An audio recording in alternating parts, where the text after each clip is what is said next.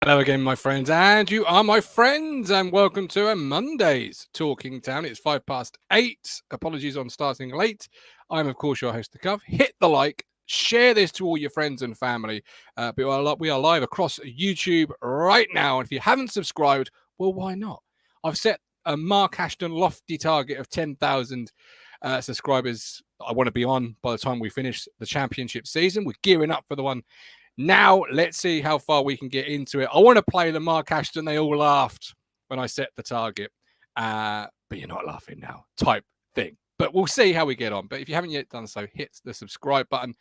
Lots of people in the live chat. Love to see that. So we'll get through as many comments throughout the course of the evening as we can. Being on, Frank is here. He's one of the first ones here for a change. Welcome in, Frank. We've got John B, Colin Plum, lots and lots of people. Billy Dalton. Great comments coming in so far, so do keep them coming. We've got a fairly jam-packed show, actually, despite the fact there's no signing yet. I'm going to get the man from Del Monte's opinion on Monday. Monday, having come and gone so far, is only, so I say it's 7 minutes past 8. No signing so far, but we're going to do quite a jam-packed show. We've got, obviously, the man from Del Monte. He'll give us his top 6, bottom 3 dark horses, player of the year, a most improved player for Ipswich Town this season. And then we're going to run into, well, a little bit of something different, I guess. A bit like the podcast, not the second tier podcast did. We are going to look at who we'd like to be our manager if McKenna wasn't. So like a best manager, if you like, most underrated manager, and which one manager in the championship we really just would not like in charge of our football club, regardless of the situation. €5 from David. Appreciate that, David. Thank you ever so much. I really do appreciate that. Thank you. Right, let's get cracking and bring on the man from Del Monte. Media mogul. We've just lost the teenagers. It's absolutely embarrassing. Matt Phillips. Hello, how are you? Hello, I'm good. How are you? I'm all right. Yeah, we missed you yesterday, but how's things? Good, thanks. Some people won't know this, but my mum's been in hospital since the start of the month, so life has been flipped upside down in the Phillips household. So I'm around for some shows, and sometimes last minute I can't be, but it's good to be here on a Monday evening in Talking Town Towers. Yeah, as we gear up. Oh, you know what? I got in bed last night. It was quite late. And it suddenly hit me that Sunday's come and gone. And this time next week, I'm either going to be very happy, very sad, or somewhere in the middle. Like it's the season's nearly here. The nerves are starting to flutter already. You're going to be back on the emotional roller coaster that's in Ipswich. It feels like to me, even though I've had loads of things going on, it feels like to me this summer has gone, albeit a wet one, it's gone very quickly. It doesn't seem that. I was saying to Mike Woods when we drove up to the Luton game last week, it doesn't seem that long ago. We was all, in the fan zone. Last game of the season against Exeter. The ownership is there. The blue flares are out. The coach is coming through. We drilled 5 goals past them in next to no time. That doesn't seem that long ago to me. Really does not feel like that long ago. Although we've had an unseasonably sort of quiet summer for Talking Town, in terms of transfers, but also to the shows. We've taken the summer to improve and look at other aspects of what we do and how we present it. And I've started to enjoy my evenings in front of the telly. I ain't gonna lie.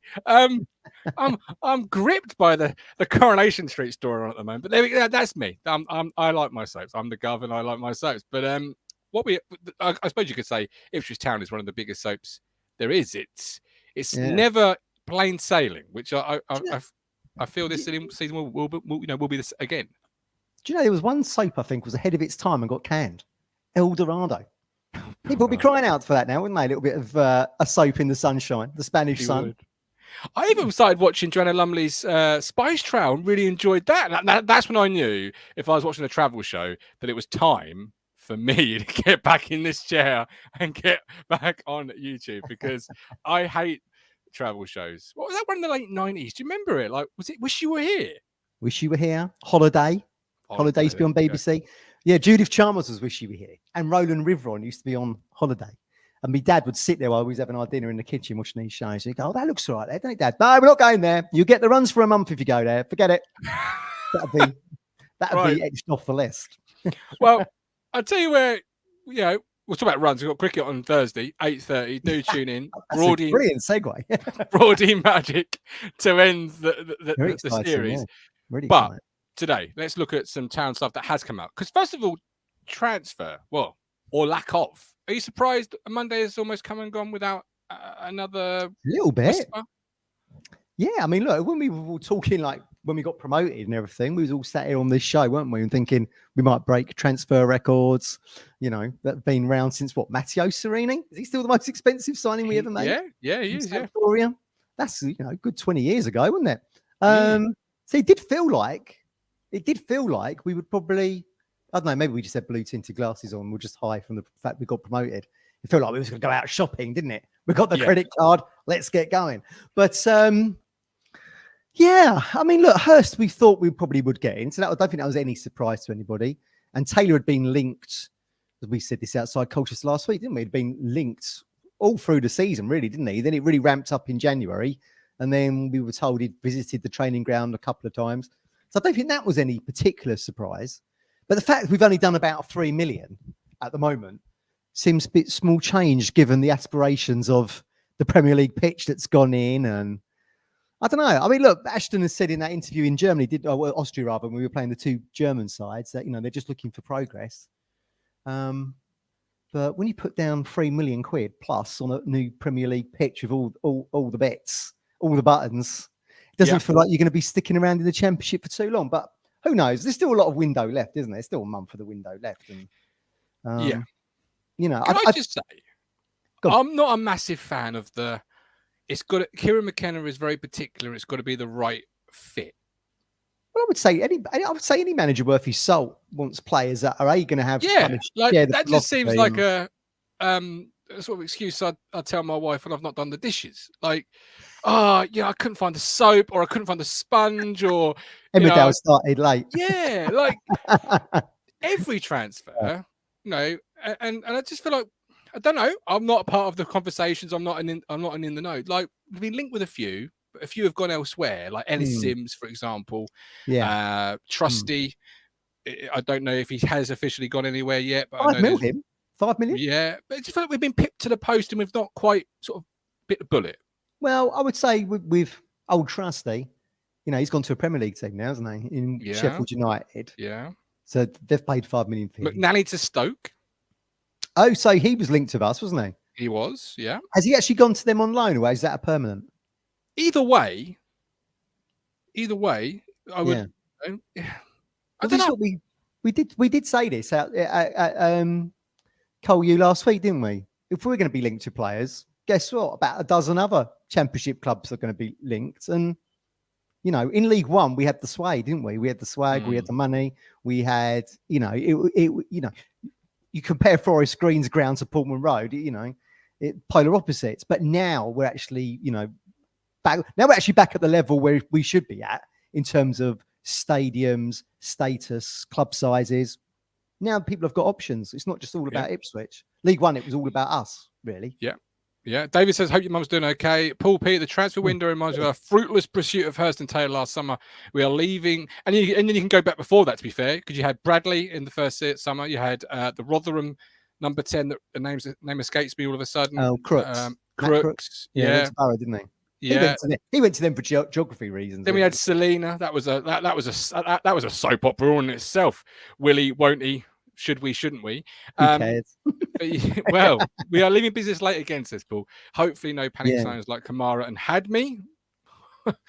Well, yeah. Although Kamara's getting rave reviews in pre-season for Charlton, so we'll try and follow his time at Charlton until now in January. The thing with him, though, is he not in his last year of his contract with us? Yeah, I'm not sure. Is there an option there? I'm not sure. I'd have to look at my paperwork. It'd be weird to let him go out for a season if that was it. He's out of contract. Oh, I love Charlton. I'll see my contract out. But is that why the January callback is there? So if he's in banging form, you can bring him back. Bring him back. You can either use him as part of the squad, or you can look to sell him like Kiefer Moore at Barnes. You know, when he went to was it Barnsley on loan or Rotherham, whichever League One club it was at the time. Yeah, that's right. We kind of moved in that way for that transfer. Rich wants him back. Kiefer Moore. I don't. Would you?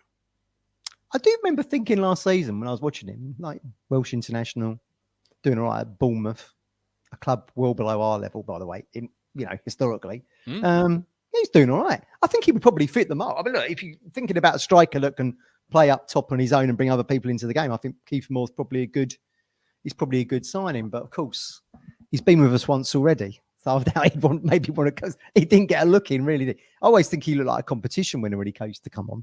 He's got a bit of a different vibe about him now, and his career's progressed, and he's played international football, he's played at tournaments. He's got a different look about him now, but he was fresh out in the league, wasn't he? He was no Ballant Banya, was he? Let's be honest. But there we go. Right. One thing we can be sure of is squad numbers have been announced. This is your first look at them. So here they are. Christian Morton is number 1, Clark in 2, Davis in 3, Edmonton in 4, Morsey in 5, Wolfie in 6, Burns in 7, Evans in 8, Ladapo in 9, Chaplin in 10, Harness in 11, Ball in 12, Slicker in 13. Unlucky for some, I would never have a number 13, but there we go. After that display against Bremen.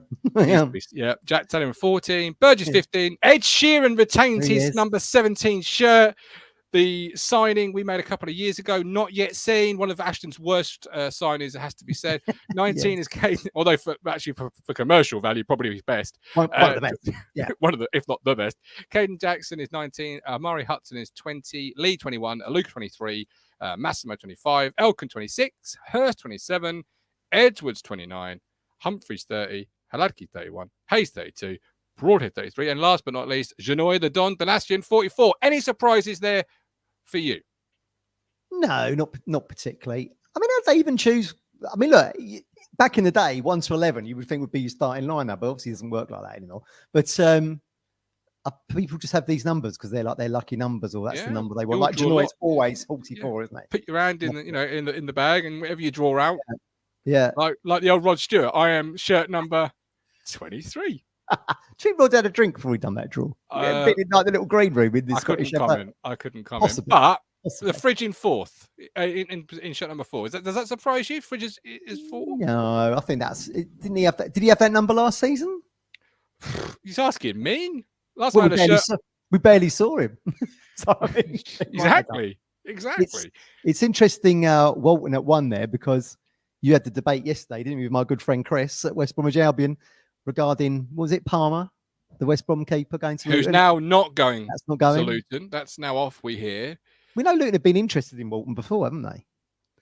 Yes. There was talk of him going there when we actually signed him. I didn't really get the argument that, he would jump at a Premier League move. He left the Premier League club to come to us. He was at Brighton. We bought him from Brighton, Premier League team, albeit he was down in the pecking order, wasn't he? And like forever was on loan.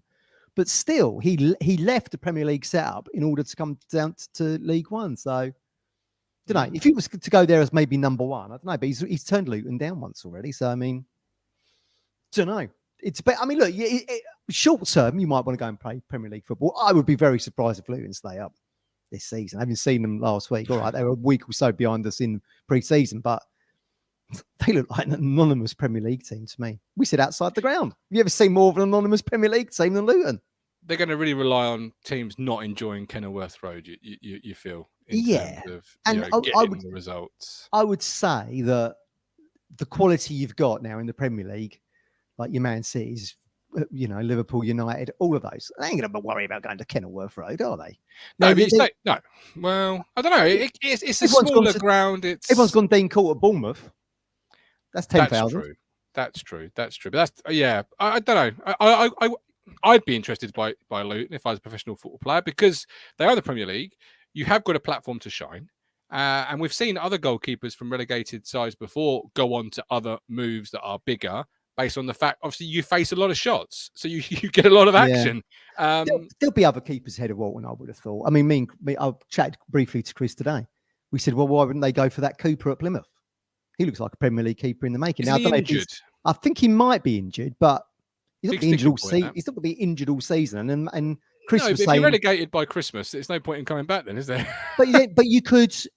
Our theory was that you could get Cooper in, and maybe someone like a Tom Heaton on loan, and you covered with two keepers while Cooper is getting fit. Tom Heaton. There we go. All right. Talking of Luton, we've got Phil Blundell joining us just shortly. Because he'd like to talk about the Luton game and the Innsbruck Cup win, in addition to membership for non-season ticket holders. Because here at Talking Town, we do put you guys and girls firmly in control of the narrative. It's your show, it's your platform. We sometimes have our talking points when we start a show, but we drop a link, we have a live chat, and you can have your say. But we can't do it without you. So if you would like to support us, $4.99, epic value. You can cancel at any point. Hit the link, go to Ko-Fi, or hit join on YouTube. A Bosch. Let's go get a Bosch in. I've paid for the royalties for it, for the trademark, for the royalties. This is your Romford roots coming out here. A Bosch. I just love the Romford ball. Right, Phil. Welcome in. How are you? Hi, Phil. How you doing? Good, thanks. How you doing? Yeah, we're good. We're good. Let's start with the Luton and the Innsbruck Cup win. You wanted to highlight that. Yeah. Why? Why? Because it's very reminiscent, very similar to what happened in the last 15 games of last season. And I think when you look at those fixtures in pre-season, the way that we started, the fixtures that we had, I think McKenna, what he's done this summer is that he's ramped up the difficulty in pre-season. He started, sort of League One, friendlies, and then we've gone to a Championship club, oddly, and he's finished off with a Premier League team and sort of Champions League team, and I just can't really put into words just how I think in my mind how important with the way the Town have performed in those three games, because it's a real marker. I mean, it's a real marker. It's a test of endurance and hard work, and with the quality and with what they're putting into the training grounds week in, week out, that McKenna has shown in the last 2-3 weeks that he's signalled his intention to really attack the Championship at the first attempt, and this is why I've placed us in the top 6 finish this season. I've got us 6th. The bookies have got us around 5th favourites, and they're not far wrong. But bookies aren't usually far wrong with their predictions. Like last season, they had us in the top 2, and we finished in the top 2.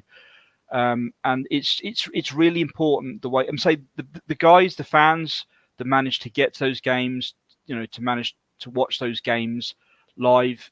I'm saying they would have seen obviously just how well Town played with really a couple of mixed teams. That for me is impressive. It just goes to show the strength and the depth that we have in our current squad. And even if we don't sign at least 1 or 2 marquee players, if we don't go out and spend another few £1 million more on another player or two, this squad is more than ready to attack the Championship this season. I'm so pleased that we're in this position going into a brand new Championship season, because it's just so important, really, that for McKenna himself, his burning ambition is the Premier League, and I've been thinking all week, what if this time in 12 months' time, we'd be looking forward to playing at Anfield, at the Etihad, at the Emirates, at Old Trafford. It's just 12 months away potentially, and every fan right now should get excited about our chances this season. And I'm bigging us up big time. I think I might be overestimating ourselves, but I'm really I think this is probably the first time in about 15 years that I've really been looking forward to. I'd say since about 2005. I think it's been such a long time. I think that's really, really well put. And if you can't get pumped up about your team, Phil, in July/August, I don't know when you can. But you did mention also the memberships for non-season ticket holders. Yeah, it's just a really quick word on that. Is the fact that before it was released and announced, I had a strong suspicion that they would implement some kind of priority membership scheme for non-season ticket members, with the way that season ticket sales have gone this season. Obviously, demand has outstripped supply, which is unfortunate for those who've just missed out. But honestly, I thought that the priority away point scheme would have incorporated the fact that it would probably been a bit more generous to those who don't have a season ticket. I mean, I'm still not 100% sure on how they've worked out how many points, people from last season who managed to get to 10, 15, 20 away games last season, that they've amassed a certain amount of points for this season. I'm saying for myself, I'm actually surprised that I've got so many points as I've got, considering that I didn't go to a single away game last season. I still have to wait until the 4th or 5th day of the priority scheme, but I'm only 2 or 3 games away from being able to buy a ticket, a day beforehand. So, may I ask you? And you can definitely say no. I'd rather not disclose that information. But how many points do you have? I've got double figures. I'm in double figures, and really, I shouldn't have double figures. I should only be in the single figures. But strangely enough, I think it's probably because obviously maybe. Everybody who signed up to maybe the gold card membership scheme or whatever membership they had last season had a certain minimum. They started with this minimum amount of points, and I think that's probably carried over from last season. So I think I probably got double the amount of points that I thought I would have had, for example. But I've managed to get myself a ticket for Sunderland, and more importantly for me, I actually just managed to get one of the last half dozen tickets for the coach travel. So I said to myself, if I can't get a coach ticket, I'm not going to drive up there because that's the best part of 150 quid in petrol for me. So I wasn't going to do that for one away game. What time is the coach leaving? 8 o'clock, 8 a.m. So they've got, they've given themselves about 8-9 hours. It's really only like a 5-6 hour coach journey, really, depending on traffic. But I can't imagine they'll be stopping off for too long halfway. But I mean, I'm looking forward to the scramble for the Queen's Park Rangers tickets. That I am sure. Yeah. That will definitely come, and then lots available to purchase, I'm sure. Yeah, and my one more thing is, I've not actually been on a coach journey this far before. It's 10, 11 hour journey in the space of a day. I've not done a coach travel that long, and if anyone's got any recommendations or ideas of just how more comfortable I can make myself on that trip, I've already started looking at inflatable head cushions. In just in case I want to, knock off. You want to be like Mr. T in the A-Team, Phil, and that gets someone to give you a glass of milk that's been laced with something. And exactly, yeah, because he was so scared of flights. He was so scared of air travel. And you just wake up at the Stadium of Light. Happy days. I would say if I could fly up there, that would be brilliant. I wouldn't have to take any. Think of the carbon footprint. For that. Think of the carbon footprint. Oh yeah, obviously. I'm sure you'll enjoy it. The buzz of the I will. It's a stadium that I've not been to before. It's one that I can cross off my list, and then I'll be looking forward to the mad scramble for tickets for Queen's Park Rangers because I can't see myself getting a ticket for that. It's not on Sky, and I'm well down the pecking order for the priority stuff, so I'll just have to cross my fingers and toes. Martin, where do we sit as season ticket holders in this membership? We don't. Well, no, what a surprise. You have to purchase a membership. Yeah, so that's what, 40 quid, is it? That gives you an extra. That gives you 5 points right there. Oh, does it? I thought that's all you get. You don't get an extra point for being a season ticket holder, or no, you don't. But you only get 1 extra point per away ticket, which I think is a bit Scrooge-like. I thought it'd be 2 or 3 points. I agree with that. If you're going Sunderland, it should be 2 or 3 points at least. Yeah, exactly. Yeah, I'd agree. Yeah, I would a million. I would say with the membership, that isn't it just rewarding away tickets to the same people each time? Pretty much, yeah. So you never actually get a change in the away allocation, do you? Because the people are constantly going to away games, are just building up all the points. Therefore, high. I'd rather it was just be a scramble all in. The tickets come out this day. Yeah. Then they wouldn't make the money off the membership, would they? Could you incorporate that? Could you incorporate that into the season ticket somehow? Because season ticket holders actually don't get bugger all, really, do they? You get they've already guaranteed 50% of the season.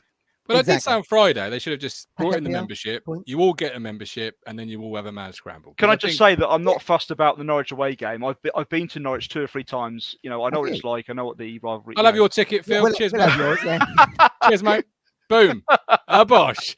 I love it. Phil, thanks for coming on. Listen out for those coach tips. Get them in the chat, my friends. Any coach tips for Phil? I did something very similar. I did a coach trip from Sharm el Sheikh to Cairo, which is a very similar amount of time. And What were you doing there?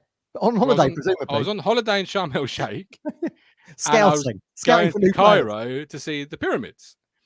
And the cheaper alternative, it was a flying or bus, and the bus was the cheaper alternative. I would say, I mean, very different, obviously, Egypt to England in terms of food, but I would say bland diet before you go, because you don't want to be having any issues on a coach for that long if you're not feeling the best. And get a good book. Or don't be reading on a coach. That'll give you travel sickness, would it not? Oh, well, it doesn't give me travel sickness, no. Or a laptop with Football Manager on it, or something that's going to pass the time. Fire up some Talking Town archives. Absolutely. There's some good ones out there. There is some great ones out there. Yeah, you're right. But that was what I'd say. Any suggestions for Phil, get it in the chat. I think, I don't know about all this. I would rather just be a scramble for tickets. Listen, I said my piece on Friday's show. I don't think it was well thought through, if I'm honest. You're an Ipswich Town fan.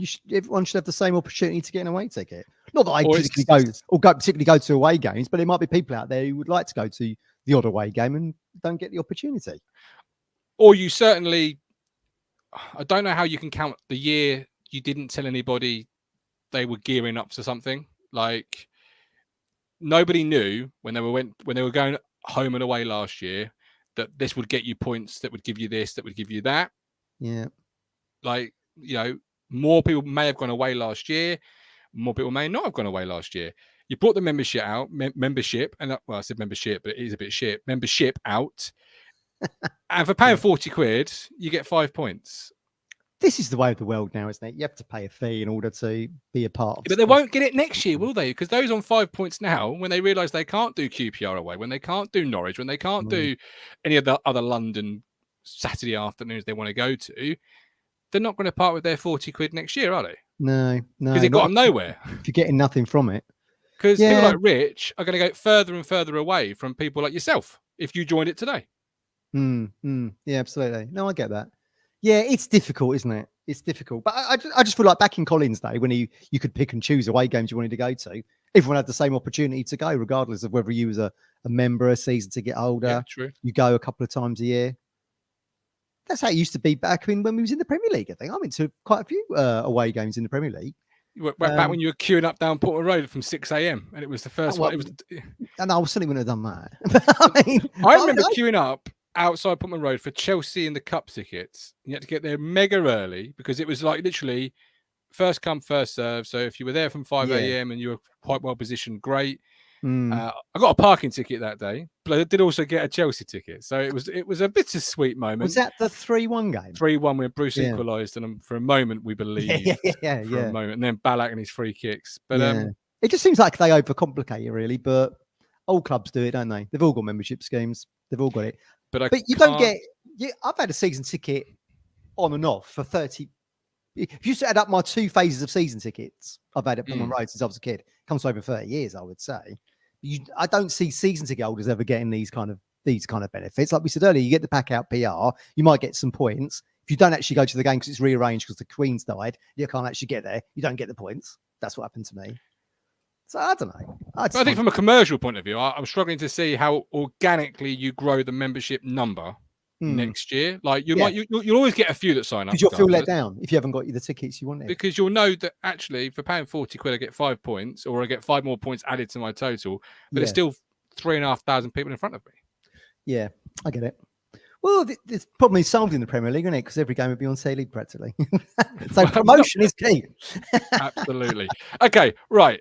Give me, and you can watch the full show from yesterday back anytime on podcast platforms. You can listen to it and you can watch it on YouTube. But give me your bottom 3 for next year, Matty, before we go on to the managers. Bottom 3, please. Bottom 3. Here we go. It was not dissimilar to what you guys had yesterday. So I've got Rotherham. I think they did all right to survive last season, but they were woeful when they came to Portman Road in the Cup. And we didn't really have an A team out, did we? We had probably a combination of starting players and probably sub options. And we absolutely trounced them. What was it, 4-1? They only scored a goal because it was a penalty, didn't they? So I was massively underwhelmed by them. So I think Rotherham, they'll probably get relegated. At the moment, I would say QPR, which you guys also said yesterday. Is it not cause for Ainsworth to be sacked already? from the back of these friendlies.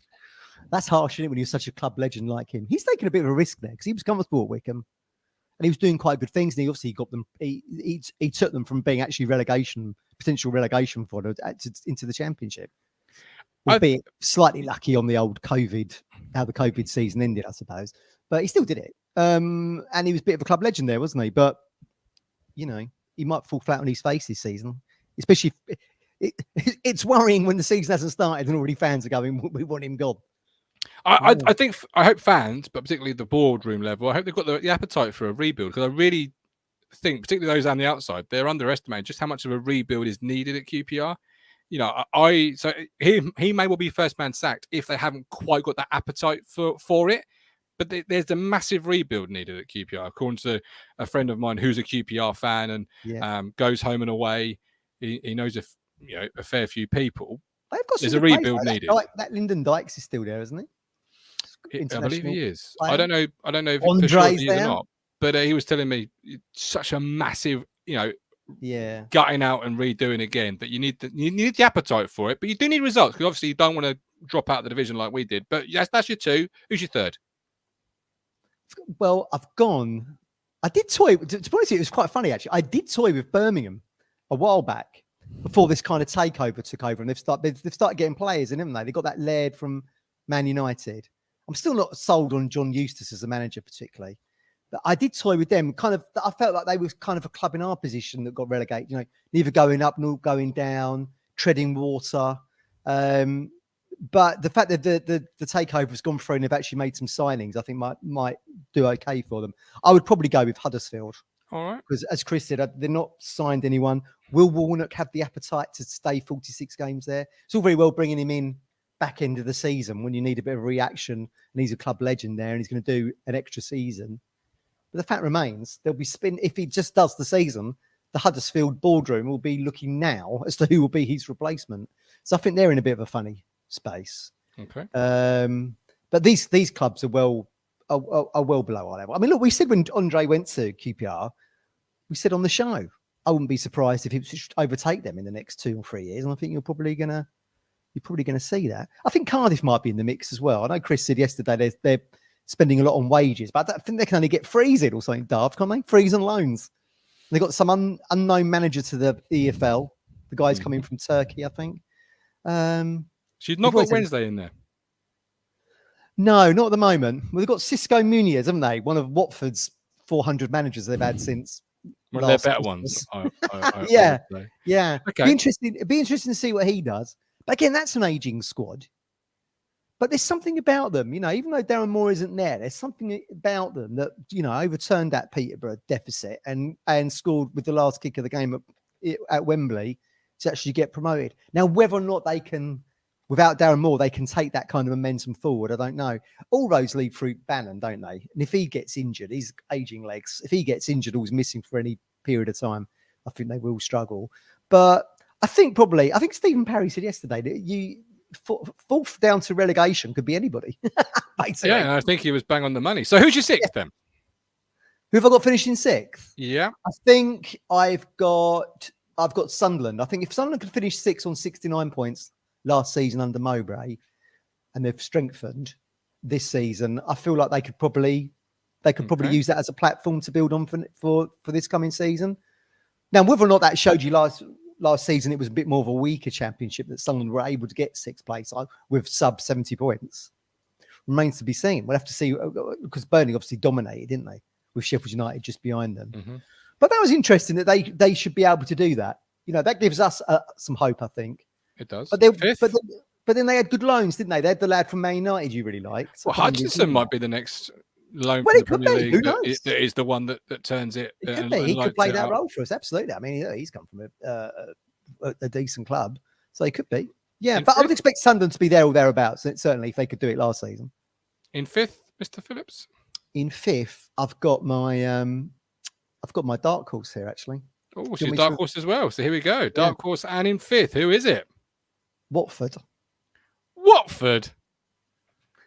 You do realise they've made over £40 million in 2 transfer fees. I should remove you from the platform just for that alone.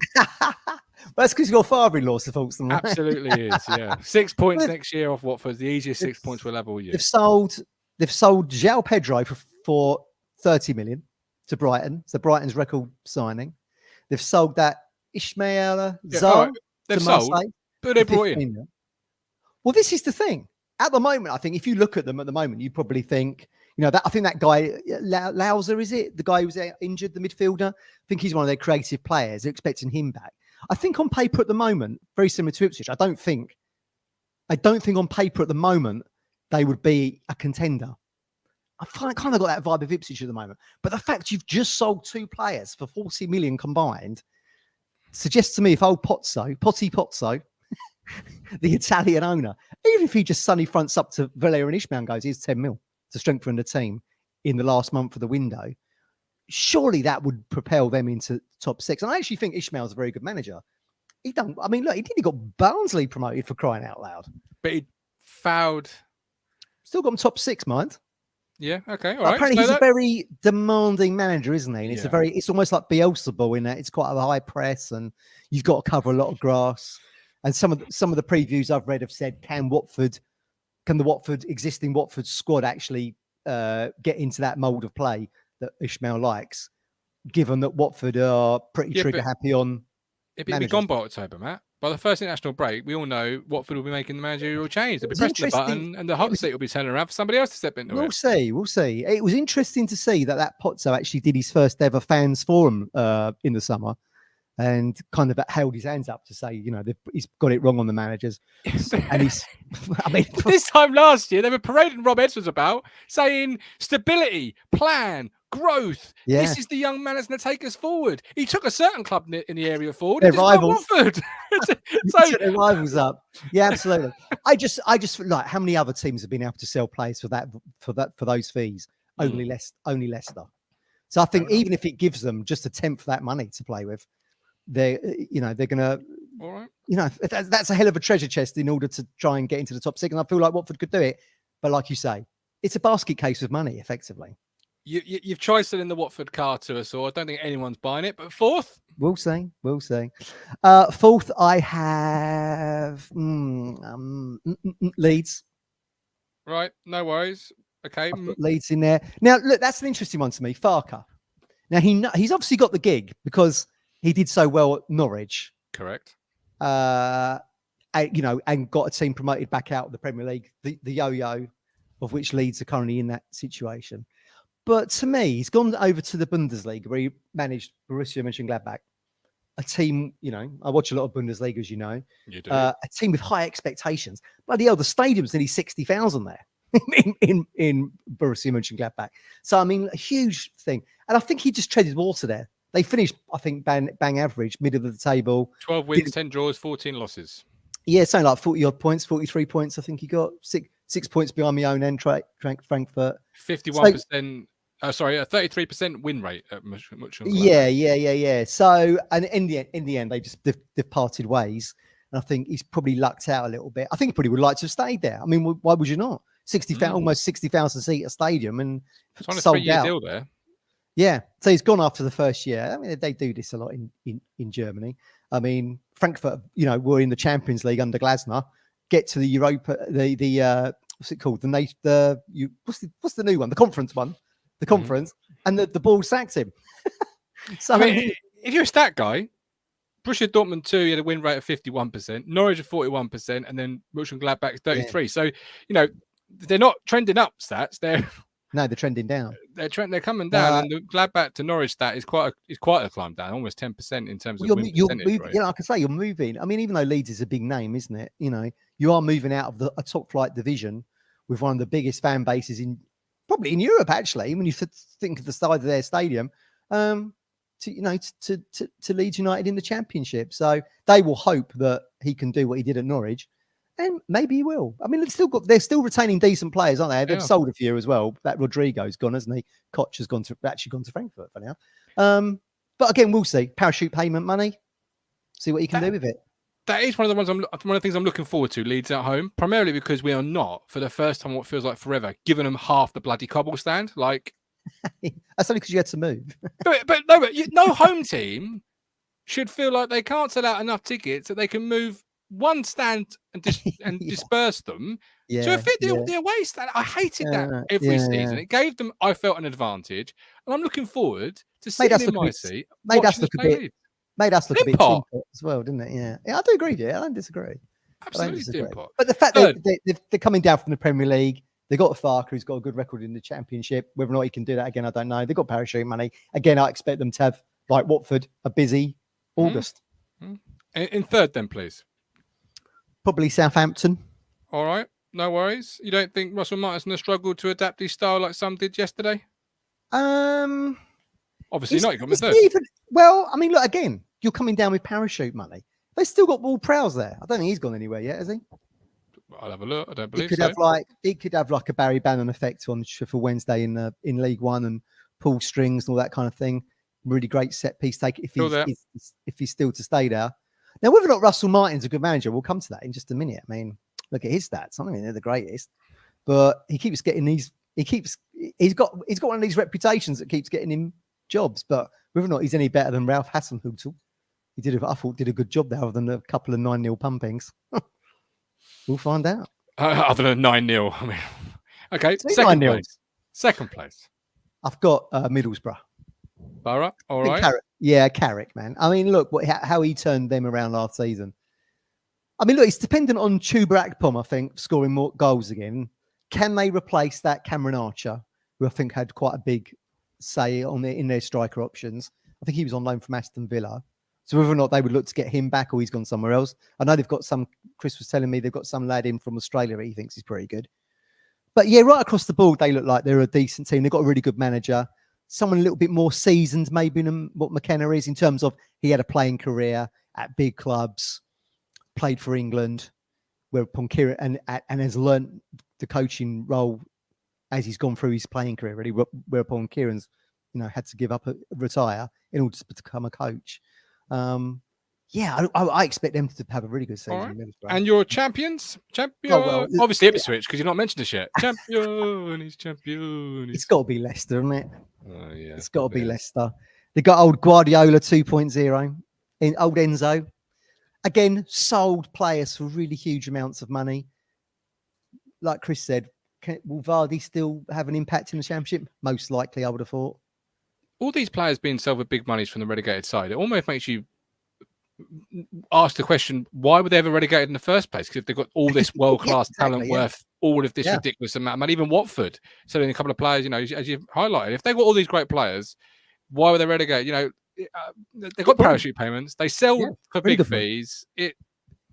It's not an individual game, is it? It's a team game. So I suppose, you can't help who you're playing with, or people might not have the same desire. It's an overinflated transfer market, Matthew. Let's be honest. At the top end, what have they sold Maddison for to Tottenham?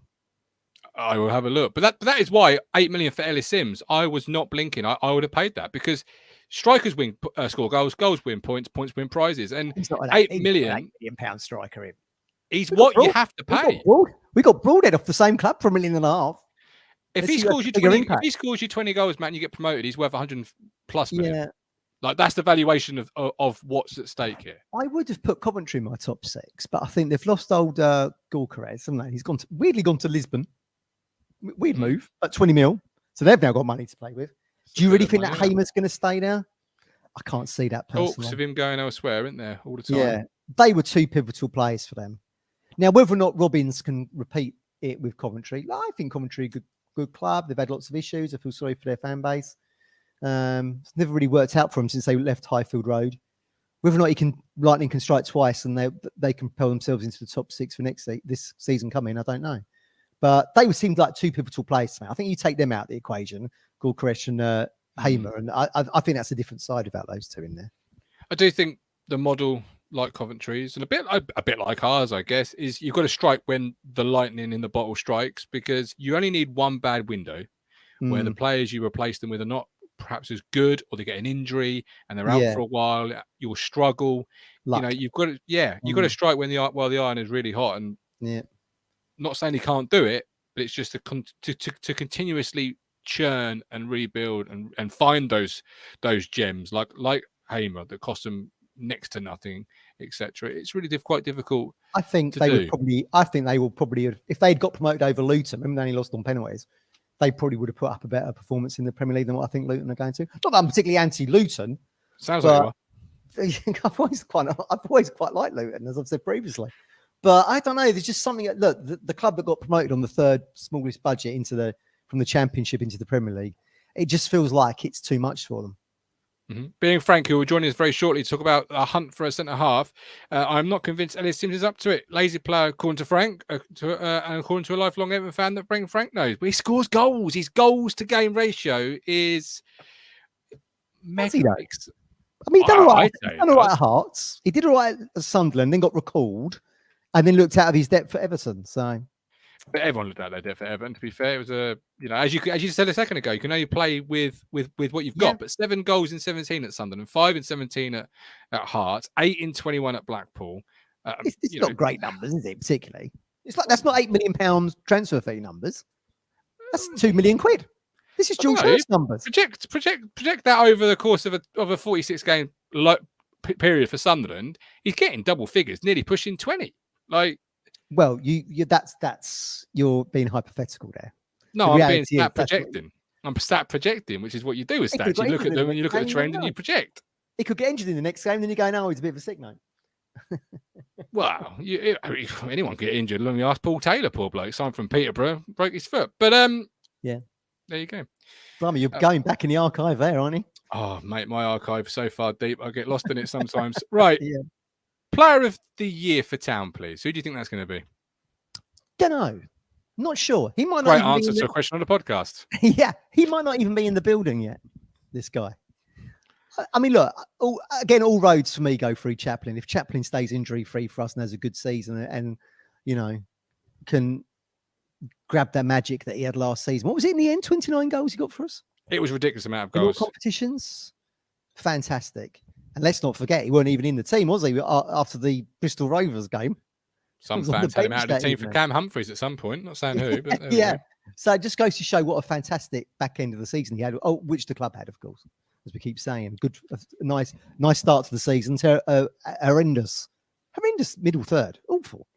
Yeah. Had me calling for the manager's head for crying out loud. Well, and then the last third, supernova. That same squad is available there, Matt, except you've got Taylor now and Hurst. But that's, that's where I'm as a fan. I'm like, yeah, we had a great end of the season and a great start of the season, but that same squad by and large is still there that had the terrible, and it was terrible, middle. So which Town side are we going to get? The really good one, the middle one, who knows? And this being a level above, it may take some adjusting. I had us in 6th. Rich sat on the fence, hummed and hard, and then said some number. Can't remember which. 9th, I think. Never seen Crunch on the fence so much. Where are you having us, by the way? I'll decide it very quickly. Don't explain why. Just where are you having? Certainly top 10. I feel like 8th. You feel like 8th? Just floating underneath the top 6. Yeah, I think it's going to be a much tougher season than what people think. We're riding this promotion wave, aren't we? Look, we got promoted out of the League One in second place with the world's biggest budget League One's ever seen. True. And it's not a small budget in this division, I would say. Which is why I'm kind of surprised by the signings. But I do look. I think as I look at the squad at the moment, I think Chaplin is so pivotal. He was so pivotal last season, which is why we had that fantastic run. So I think he's going to be pivotal. But again, like you say, could go to Sunderland, could get injured, could miss a month. Then you're suddenly looking at the depth of the squad, aren't you?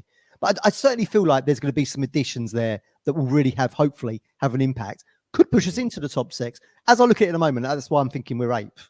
I think it is going to be a tougher season than what we think. That's my vibe to it. But players that could come in that we don't even know about at the moment could really have an impact, and we could be sitting here in May and going, wasn't so-and-so we brought in August absolutely fantastic for us? Yeah. All right. And most improved. Now, this is not to say the player you're selecting isn't already good. It's to say he might be underrated. He might not be spoken about often on podcasts, Twitter, social media, and a player that you may feel is young enough that he can really accelerate this season. And come this time next year, you're saying that Carl Edwards, Gov wanted him out on loan. He had a fantastic year. Most improved player. Who's your most improved player? Well, I'm hoping it's going to be someone of the ilk of a Jack Taylor, because that would show that he's had a lot of games under his belt. B, it will kind of rubber stamp the reasons why McKenna and Ashton have chased them for so long. And C, we probably, if it's him and Morsey in that middle, I feel like we've probably had a really good season and will be somewhere around the top 6, which is what I'm hopeful for. So I'm hoping it's going to be him. You know, again, you look at if you didn't draw back to players that have come through our academy, and you look at someone like Cameron Humphreys. Now, is he going to be involved at any point across the season, or will they feel themselves he can go to League One and go, I don't know, go and play with Liam Manning at Oxford or something? Maybe he'll go there. But it'd be nice to see him get some games in the Championship, because I thought he had a fantastic match, didn't he, against Rotherham in the Cup? He did. Really kind of bossed it around when I think he started the game. I mean, look, he was chalk and cheese at the start of the season, wasn't he? Do you remember the Colchester game in the Carabao? And we were like, he had two really good chances that he stuck into the Churchmans, didn't he? And we were like, he's not ready.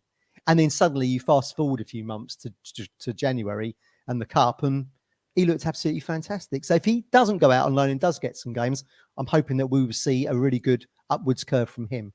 But I think probably Taylor is going to be the one that gets the games, and everyone will be thinking, bloody hell, he was a snip at 1.5, 2 million or whatever it might be. We've got a couple of comments. Robert Grimsby, I know Taylor will start, but surely Luongo and Evans have to start in front of him. Harp, Shane Humphreys was knocked out. He mustered against Preston North, then looked a lot stronger. ITFC mad. Having the biggest budget doesn't give you the divine right to win the league. No, but it does make it easier. Oh, God, yeah, absolutely. I was certainly in the third tier. Let's not get too crazy about this. You are in the same division as sides that were in League Two, non-league 2-3 seasons ago. Yeah, Harps, a bit controversial, but I would say I would send the Fridge out on loan for 6 months and replace with Baggett. Can the Fridge stay fit? He was shocking against Luton and hasn't been the same. Talking of Baggett, links with him going to Stevenage on loan. That could be the first domino in terms of a new centre half arriving. If if Baggett goes out on loan, they must be fairly confident, if not, certain. Would you want one of your diamonds from the academy already playing international football going to play for Steve Evans? Hey, there's a concern there for me. Okay, but it is certainly one to watch with an interest of a player coming in, because right now he is the 4th centre half, and if Burgess in training tomorrow pulls up, Fridge has to step in, Baggett's on the bench, or Baggett is your 3rd centre half for Sunderland. So if he was to go out on loan anywhere, that for me would be a confirmation that a centre half they must fill is very close. I don't think Edmondson will be here by the end of the season.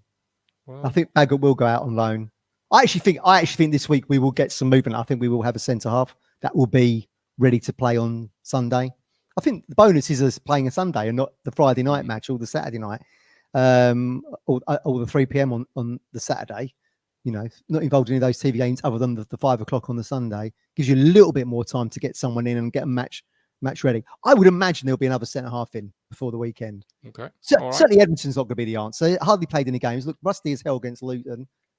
Question mark over whether he's actually good enough for the Championship. I know he's played there previously for Derby on loan from Rangers, but don't know. And it looks like Baggett's going out of the club. But be careful with the club you choose for Baggett. I mean, we've already sent him to Gillingham, useless. Yeah. Sent him to Cheltenham, didn't play. And I don't think Steve Evans' style of football is really up to what McKenna would want for a ball-playing centre-half. But we will see. Look, he's had success there, Evans, but he's got a bit of a dodgy reputation in the game. And just look on Google to talking of Derby. Where's my cash in? Where's my cash in? I wanted my cash in, but I'll bring Frank in on that note because he wants to talk about the hunt for a centre half. Frank, welcome in. How are you? Yeah, hello, Frank. Hello, Ron. In good spirits. I think we all are at the moment. Looking forward to the new football. Yeah.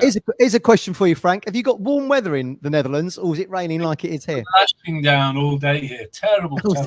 We've not even been out. It was just so heavy. You've not got the 30, 40 degrees European weather then? Well, we've had a lot of good weather this summer, but at the moment it's only good for one thing, the garden, and that's about it.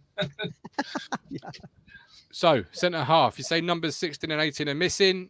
Yeah. You what do you feel? What do you think in terms of the hunt for a centre half, Frank?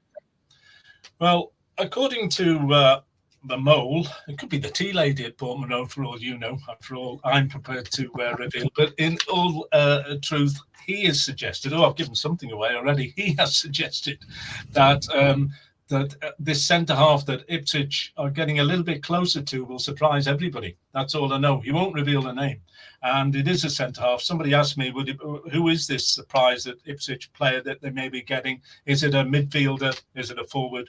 Is it a centre half? Well, all indications are to centre half Ipswich are going for, and getting a little bit closer, but there's a long way to go yet. And you know how Mark Ashton is so secretive about these deals now. It's very difficult to get any information at all, even from my friend there. I mean, I've got other friends, Derek Davis, who was the East Anglian Daily Times journalist, Steve Pearce, who was the media manager at Ipswich, and I've got an ex-retired referee over here that keeps me informed on this side of the water. But the mole remains the mole, and he's my main source of information. So it's looking hopeful, put it that way.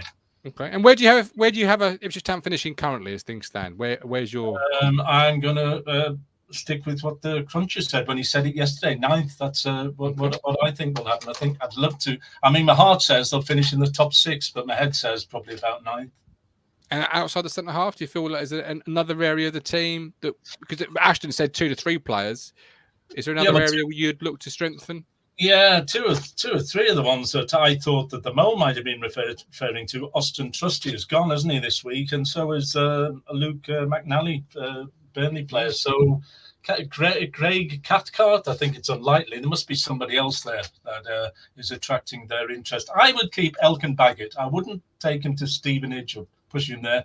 I think he proved against RB Leipzig, and you know, Matt, you know the Bundesliga. He played very well. I know they were a bit behind in terms of training and everything else, but he still performed remarkably well that day, and a lot of people are saying he's just not ready. I think he proved he was ready there, and I would say keep him in the squad. Don't let him go out anywhere. And if we don't get a centre half in the next few days, then as you suggested, Matt, he could come into the equation, because we just pick up an injury and then he's back in the frame.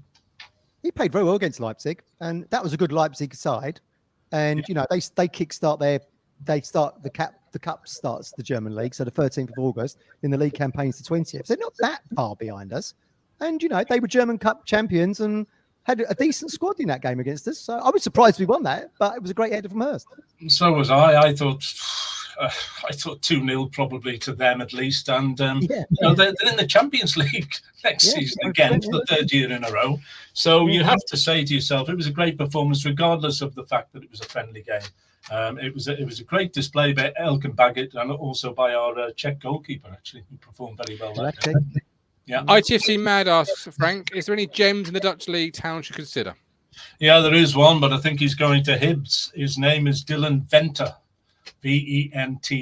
The E is pronounced as an A in the Netherlands. Dylan Venter. If you go to YouTube, see some of the goals. He's technically very skillful, but the downside is he was playing for Roda last season in the second tier of Dutch football, and people say, second tier of Dutch football. But look at his technique. I think he scored 15 goals, and it was something like a similar amount of assists. He looks real quality, and Hibs are going to be very lucky if they get him. I thought Ipswich were in for him. That's what I was led to believe, but the interest seemed to have dropped. So that's rather sad. It's a good take, Frank. Here's a question for you, Frank. Do you feel like, look, we scored 101 goals, right, in League One last season? Yeah. Do you feel like we've got championship goals in us in Hurst on the Dappo? Or do you think there's a question mark there and you think we need a third striker in there?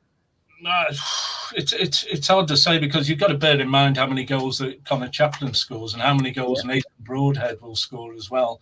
But bear in mind that there will be injuries and there may be suspensions. And with that in mind, then you have to say to yourself, well, Amari Hutchinson isn't going to perform brilliantly every day. There's talk today, I heard again, that the Crystal Palace 20-year-old, what's his name, Justarun Raksaki is also a possibility for Town again on a loan deal from Crystal Palace. But he's interesting an American side, and he's also interesting a couple of championship clubs also. I think it's Birmingham and somebody else, maybe West Bromwich Albion. So whether we get him and whether he goes, because they've lost a lot of good players, Crystal Palace, including their main scorer this season. So they might want to hang on to him. I'll just have to wait.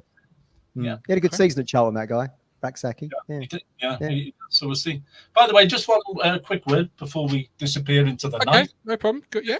If anybody wants to see our love story, we've been married for 20 years. Rung is very quiet, but she's predicted 2-2 for the Sunderland game. I'd take that quite happily. 2-2, didn't you say? Yeah, there we go. 2-2. Our love story is on the Irish Times. What's it called? Irish Times with Pete. Watch the story on YouTube. Check it out. Oh, okay. There you go. Every word of it. Yeah. All right. Internet stars. Away from the football there, but just thought No, absolutely. listening to all this football talk. Brilliant. Love story. Go and check it out. Thanks for coming on, Frank. Appreciate you. Yeah, good to see you guys. Good to see right. you. All the best. So much. Thank you. Thank you very much. Thank you. Thank you very much. Thank you. Appreciate that. Right. Managers. Very quickly. I want to know the best, the worst, the most underrated from you, Mr. Del Monte. I think, let's go for underrated. Who do you feel is underrated in the Championship? No, obviously, just to reiterate, this is based on who you'd like at your football club, because there's any way you really can do it. You know, it's an opinion game. I think is underrated. Well, I mean, look, the fact that everyone keeps talking about Plymouth and getting relegated or not having a great season, I think Schumacher's underrated. I mean, bloody hell, it just won the League One title above us with 100+ points. You know, so They're not underrated to me because I had them as dark horses, not necessarily for a top 6 finish, but certainly for a really good finish or a really good year, and him to keep ascending. He's a really good manager. He turned Home Park into a real fortress for them, didn't he? And everyone came on the show and was saying, "Oh, they'll drop away," and they never did they? And when they did have like bad performances, like didn't they ship 5 at Peterborough? Got done 4, didn't they, in the cup final at Wembley against Bolton in the old Papa John's? Yep. They still bounced back and won the league. So I think what he's built there is very exciting. If you're a Plymouth fan, I think it's, you know, I think you're all invested. They've signed Whittaker, they got Mumba in. They obviously enjoyed playing there, and they were kind of pivotal play. Even though they didn't have Whittaker for the second half of the season, his goals obviously propelled them in the first half in order to give them a platform to win the title. And they've got that again. So I think they'll do all right. I think Schumacher's, you know, he's turning string into gold there. So that I mean, how long he will stay there for? I mean, look, surely people are going to be noticing that. If Everton start struggling as an Evertonian, might they turn to him? Or would that be too much too soon? Don't know. But whatever he's doing there, he's building up a nice career for himself. And look, Ryan Lowe did the same and went to Preston, and you know, he's done okay there, I suppose. But I mean, the ceiling on Schumacher looks even higher. Absolutely. €5 from David again. Appreciate that, David. Thank you ever so much, my man. Thank you. Edward says, think Plymouth will end up near us around 8th due to solid signings who have already played for them before in Ballymumba and Morgan Whittaker. Yeah. Mike the Fisherman, Schumacher is a very good manager. I'd take him if Kieran McKenna left, which is the idea of what we're sort of doing here. Who's the manager? One manager you would stay well clear of, regardless of the situation? They might have fantastic X stats, or they might have won stuff, whatever it might be. What's the? I'll dub him the worst manager in the Championship for you. The worst manager. I don't think there's worse managers in there, but I certainly think there's overrated managers in there. Excuse me. And I think Russell Martin's ticking that box for me. Now, I wouldn't turn him down if he wanted to come to Pullman Road, for example. Okay, most overrated. I like that. I like that one better. But I think he's overrated. I mean, look, I'm looking at his stats here. So everyone was saying, "Oh, we had a great time at MK Dons," but he actually lost more than he won there. And mate, you could argue that he built the platform that allowed Liam Manning to come in and actually deliver. But it was still Manning who actually delivered it on the pitch. And then you look at what he did at Swansea. Well, he won just as many games as he lost at Swansea, and then suddenly he finds himself with a team that's been relegated from the Premier League. So I would say McKenna's stock is far higher than Russell Martin's right now in terms of, you know, what he's achieved, you know, what he's building. They just feel like inflated stats to me, Russell Martin. But you know, he might find a home at Southampton. I mean, certainly a parachute payment's going to help. It's going to help you build what you want, I think, even though they don't seem to have signed too many at the moment. But again, I feel like probably August is going to be the window where they might splash some cash, but we'll wait and see. But certainly Russell Martin seems to have a big reputation in the game, but rather average stats to me anyway. All right. So we've had underrated and overrated. We've got John B saying David Wagner. We've got QPR manager from Colin. Edward agrees with Gareth Ainsworth. David says Gareth Ainsworth. And Mike Fishman doesn't. He says Ainsworth. Really? Shocked emoji face. Mike says Wagner is well overrated. Edward. I'm not sure Ainsworth is overrated. I just feel like probably he spent so long at Wickham to then go to somewhere, even though he's got really good history there, it's probably going to be quite difficult for him because he's so entrenched. It's almost like he's been institutionalized at Wickham. It's like he's been in prison all that time and people have got to leave. They don't want it. He's gone to QPR, but, different club culture, different fan base, different expectations. With Wickham, he went there trying to keep him in a division. Suddenly, they're talking about staying in the Championship. Shows you what he built. Yeah. I just think it's probably difficult, and he's probably not going to have the time necessary in order to turn it around at Loftus Road. Big Frank says Nigel Pearson. And who's the one manager that you absolutely love in the Championship? We'll call him the best, but you absolutely think is above all else in terms of being the best manager in the Championship. Best manager in the Championship. Well, I mean, look, I've always historically liked Neil Warnock. Just the fact that he seems to be this kind of like, do you remember Red Adair? Used to be a guy who used to come and fight oil rig fires. If there was an oil rig on fire, they used to call this guy called Red Adair. And he's, I think that was his name. And Warnock is that kind of character, isn't it? I mean, look how many people have put the call in. Rotherham, kept Rotherham up. He's done it with Huddersfield last season. I would love to have seen him have like a little tenure at Ipswich to see what he could have done. And he's got that kind of, there's an edge to him as well, isn't there? Even when you see him at Cardiff, he's like doing the Liam Gallagher into the camera. He used to wind people up when he was at Sheffield United. Just autograph, the antics. No bum bag. Just the cruncher style, giving out the autograph.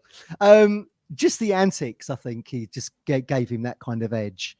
But in terms of kind of the young guard that's coming through now that would take over from him. I mean, look, we've mentioned him earlier, Carrick, I think. Glittering playing career, played for really good clubs, won trophies at Manchester United. He's learnt from the best. I think you could probably lump Kieran in there as well, even to a lesser degree. Okay, he's had a lot of money to play with, but him, Ash, and the American ownership have kind of turned the old tanker around a little bit. That was Marcus Evans, and actually has us playing in a style that people are enjoying. I mean, that was one of the things I said to Mike Woods when he was at Colchester last week. Wasn't it great to see so many kids here, so invested, players' names on the backs of shirts, wearing the full kits, looking forward to the season. No, you didn't see this under Marcus Evans. If we'd gone to Colchester under Marcus Evans, there'd have been just as many supporters in the Ipswich end as there was in the Luton end behind that goal, I think. So, I mean, certainly he has reinvested our fan base with a brand of football that was certainly exciting in the final third of the season, albeit against a few crap clubs. And there was question marks in certainly in that middle third. And like you said earlier, what will we see in the Championship? Probably a mix of both, I would have thought. I think we'll see some really exciting football, some really good wins, and some flat performances because of the nature of who we're playing. You are playing 3 teams coming down from the Premier League. But I think you could probably put Kieran in there. Kieran, I think the 2 lads out of Man United, Carrick and McKenna, I think are looking really good. And the one guy I would always want back at Ipswich, Mugger.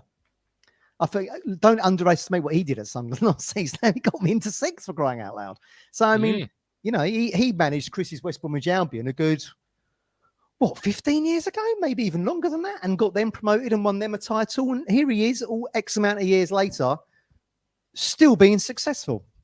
Yeah, absolutely. And Bing Frank says he hopes Mowbray has a good season with Sunderland, provided they don't beat us on Sunday, of course. Yeah. And I think many Town fans would agree with you there. But no, some good names there. And you're right, because one thing I've really noticed over the last couple of days has been just the amount of Town shirts you see out and about now. Like there was a period in time where you felt like you were the only Town fan in the world, and you would go through town centres up and down Suffolk, you would go out and about having dinner, whatever it might be, and you would struggle to find one Town shirt, let alone someone wearing a cap or a scarf. You go out. Yeah, I mean, you're in Suffolk, but we're seeing it in Chelmsford as well. Even when I picked my son up from school before they had the dress down day, whatever, there were kids in Town tops, Town shirts, Town shorts. Great to see. And when I was growing up, it was either an Ipswich fan or you went into London and became West Ham. As I've said before, all my family are West Ham, but for whatever reason, Bobby Robson resonated with me and I went the other way. It's great that these kids are getting invested in, because we've said before, Colin wrote his book, here's my memories of supporting Ipswich Town over X amount of years. Who would be writing that book under the Marcus Evans era? Nobody. The reality was we would have slipped into League Two with that level of investment and disinterest from the ownership. Thankfully, we've, there for the grace of God go us. We've been purchased by the Arizona Group, and we're on an upward curve at the moment. But so many clubs would fall into that kind of like ruts of falling through divisions. Absolutely. And speaking of Sir Bobby, we of course remember the great Sir Bob Robson, who sadly passed away on this day 14 years ago. That's gone quick, isn't it? I can still remember we had a pre-season friendly that night and against Spanish opposition, I think. Celta Vigo or someone of that nature. I remember we went and put flowers at the statue, and again, the Ipswich Town fan base comes out. They were flowers everywhere. Remembering our history, remembering one of world football's greats. So lucky to have that outside our stadium, aren't we? We really are. And obviously, we talk about managers, good, bad, indifferent. Sir Bobby was world class and will never be emulated again in terms of what he did with his football teams and particularly this football club here. Exactly, and that is why you have Ipswich Town as having a global fan base, because of what Bobby and that team from the late 70s into the 80s achieved, and no one can ever take that away from us. And I just hope that if you're watching this show and you support Ipswich Town beating Scandinavia or Germany, like the Fortuna Blues, or Holland, or where Frank is, or whatever it might be, they can pass on that interest so it carries on. But with success, if we can get out of the Championship and get into the Premier League, and you have that global success, then that will go to a whole new, you could see Ipswich Town fans in China, Japan, Malaysia, Indonesia with El Kumbaga. I mean, the world's your oyster once you're in the Premier League in terms of, look at Brighton, for crying out loud. Played at the WIV team for God knows how many years, now playing in that tournament in the States, spending 30 million quid on Watford players. It goes to show what's around the corner if you can actually be successful. It really does. And once again, remembering the great Sir Bob Robson, who passed away on this day 14 years ago. So that's tonight in the books. The season is mere days away. The transfer window is still open. Ashton and co are on the phones working hard. I am absolutely sure of it, even as we probably speak. We'll bring any transfer developments to you right here on Talking Town. So keep it locked. Hit subscribe. Hit the like button for this video, of course. But this man here is the man from Del Monte, Mr. Matthew Phillips. I am the Gov. This is Talking Town, the fan platform for fans by fans. Hit the like, hit subscribe, and join us again very soon, because the season is nearly upon us.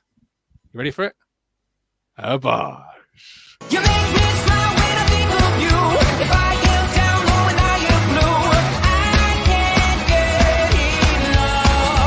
Oh, yes, love. You make me happy, I feel so fine. Oh, how I wish that you were mine. I can't get enough. Oh, yes, love. Oh, please, lover. I woke up all soaked in sweat, weird chills running down my neck. I thought went crazy from just the thought of you.